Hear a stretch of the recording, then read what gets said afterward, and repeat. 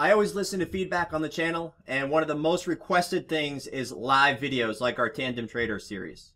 So I put together some live trading from today and hopes that it will teach an important lesson. One of the biggest things, as you know, that I talk about every single day is risk management, right?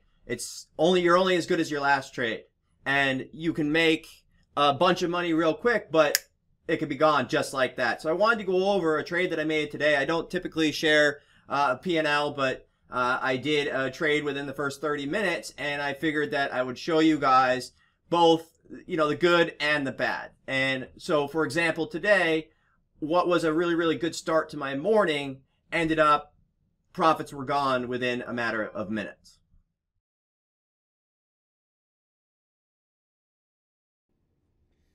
Alright guys, it's been a while since I've done a video like this. I figured I'd dive into a Tandem Trader style live action, just like you see on the product that we offer. But this particular situation was an oil trade. I came into the open with a little bit of a short trade. I wanted to dabble in prior to it hitting resistance just in case it just rejected right away. The area that interested me was the 560, 570 level, because as you remember from yesterday, that's where it hit a wall, as well as if you go back to the 19th on the daily chart, you can see we were sitting right around that 570 level. So it's safe to assume that it might have a little bit of trouble there, but you shouldn't just assume that it's going to top there. And so with that said, I like to dabble in, I like to get a little bit of a position just to be part of the trade. I tend to trade better with names that I have a small position on and then scale in if the read is correct. And I have no problem scaling in quickly. And as well, I like to take advantage of the momentum right out of the open. So in this particular case, I started into USO for the short trade on oil, taking advantage of, obviously a lot of the momentum out of the open. I figured it would hit that wall at 560, 570, have some type of consolidation period before it headed higher.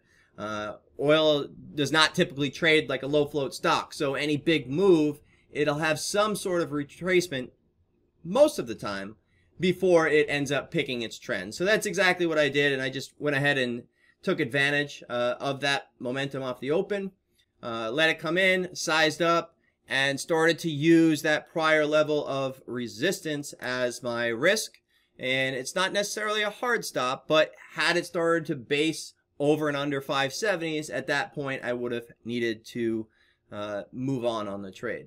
And the same thing, APA, the goal pre-market was, not to size in too much. I also traded both of these in my E-Trade account as well, so I'm doing multiple things at once here. But APA, I had a nice reactive trade where I shorted into the morning pop, which was the goal, and this was one from Scan last night that we were prepared for. And typically, if trades are doing what I expected, if they are acting how I expected, then I will go ahead and take the trade. So that's exactly what I did. If they're not, then I'll just sit on my hands and wait for things to set up. I only want to trade stocks that are doing what I expected or what I anticipated. So at this point, you can see I've started to get in a couple different positions, but at the same time, locking in, sizing down on a few of the others along the way. So I can multitask pretty well. I do use hotkeys now. Before I never did,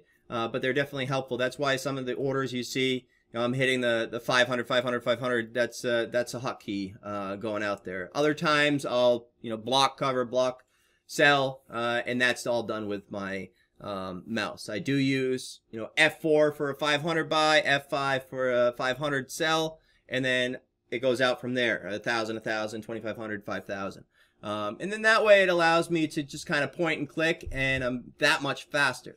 It's a new thing that I've started to use anyway in the last probably 12 to 18 months, but slowly getting a feel and trusting those keys a little bit more. But for the longest time, I never did use them. But at any rate, I like to have some wish orders out there. So you'll see I have a couple. I have one at 552. I have one at 542 on USO, just in case it flushes out. And a lot of times I am happy that they fill, because a lot of times I put them at areas looking left where it could potentially, you know, kind of either base or where it might have some type of support.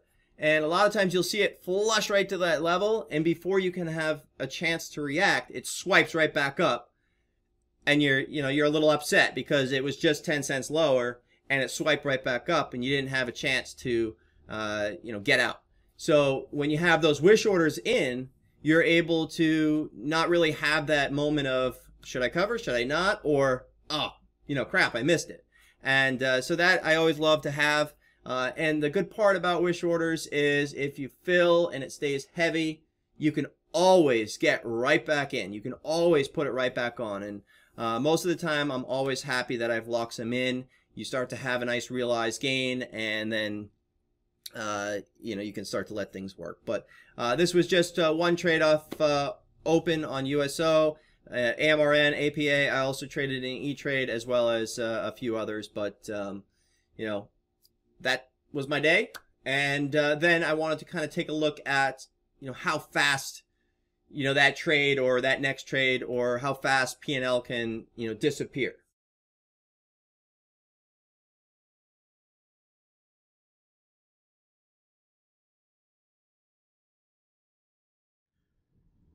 So then this is where things went wrong.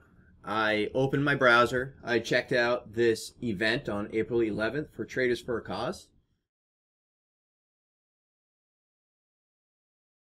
I clicked the donate button. And within a matter of seconds, the money was gone. As you guys know, on April 11th, we're doing a big event. It's going to be over 20 to 25 different speakers, and we're coming right to your living room. So I hope that this might inspire you to give on a solid trading day. Otherwise, if not, come learn, and if you find value, you can make a donation of any size. The link is in the description. Check it out. You must sign up ahead of time. We will videotape all of the presentations.